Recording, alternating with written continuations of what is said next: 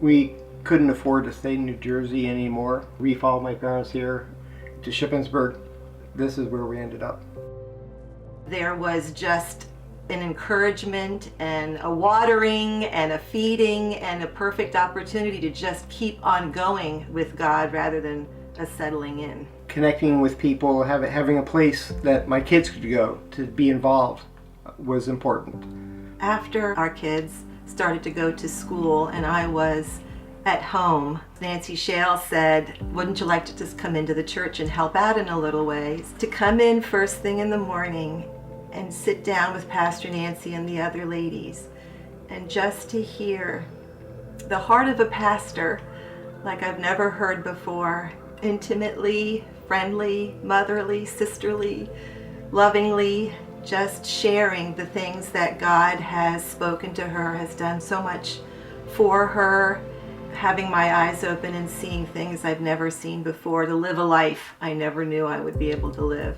We've done crafts and teaching for Youth Night for 20 some years. Jan always loved working with little kids, and that was hard for me because I was used to working with older people. So a lot of what she knew, she shared with me as far as teaching the kids and working with the kids. Because I knew he had a lot to contribute, especially when it became obvious that sometimes I couldn't always explain something or go a little bit deeper, and I know he could. And with CWS, I knew that that was more of his forte. CWS is Christian Workers Series, and it was taken by Bishop Miller years ago, and she realized it was a wonderful course that took you through all the books of the Bible. Many teachers throughout the years teach the course, and then we stepped in to do it too. Thought it was a good balance, helping each other out that way. Yeah, and that way in CWS, very often Jan would bring working in the class with the other students, that it became more of a class and less of a classroom. In February of this year, Dave and I had just finished teaching CWS class, and we came home to grab a quick bite to eat and then to support Aaron Collins at a concert. And while we were eating, Dave thought for sure he was going to be sick and decided to not go. So I went without him, and when I came back, I realized he wasn't remembering what we did that day. And the next day when he got up to go to work, his memory seemed a whole lot worse. And we ended up going to the emergency room to find that he had had a stroke. It was short-term memory loss. But that didn't end there. A few weeks later, he had a second stroke, and it caused a little bit more damage to his body. And without going into the details, again, it was just something we did not expect to be dealing with. It certainly blindsided us, and the world of a hospital and doctors and illnesses was all foreign to us, and having to be patient and sit and wait during tests and to find results of things and to get doctor's diagnosis was, again, a world we didn't expect to be in, and it was scary. But I was very thankful for friends and family here at the church to support us during it. We're looking at the road as being a long one.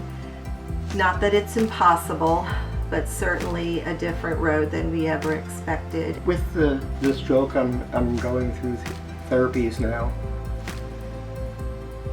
I think the biggest reason behind it was me.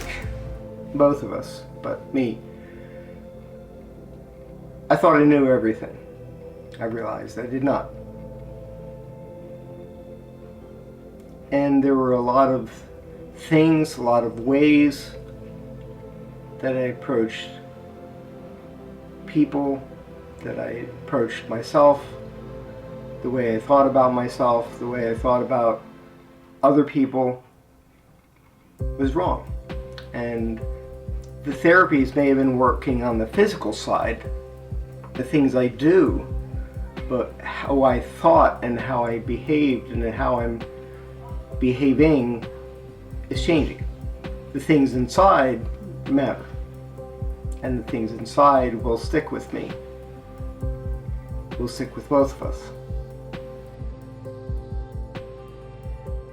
It's actually been a very intimate road between the two of us, and even more intimately with God. I feel like we certainly cry out to Him a whole lot more, and we do that a lot more together.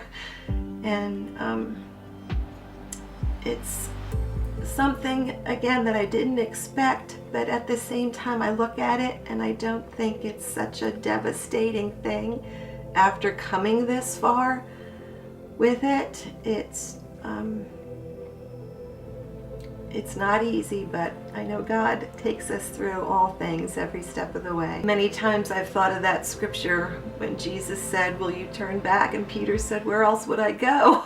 Who else would I turn to?"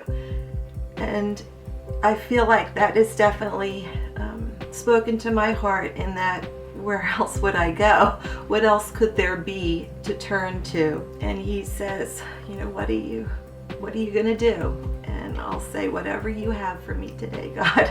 Whatever it is you want us to do. I'm so thankful that people obeyed the call to go, because it was an example to me. It was an example to go on and not stay where I am, not settle with it, not settle with myself, but to go, to do, to be involved, to plug myself in, that I'm not alone. Other people have gone through it too. I'm so thankful that someone obeyed the call to go, because even when I read in the Bible different characters who have obeyed God, to me they're still Bible characters, and it makes an impact in my life. But when I see the flesh and blood of those obeying to go right before my eyes, it makes me very thankful, and then it makes me want to also do the same thing, obey God and go and do whatever He has for us. Because like Dave said, you want to be thankful that it impacted our lives, but then to turn around and be a blessing to someone else.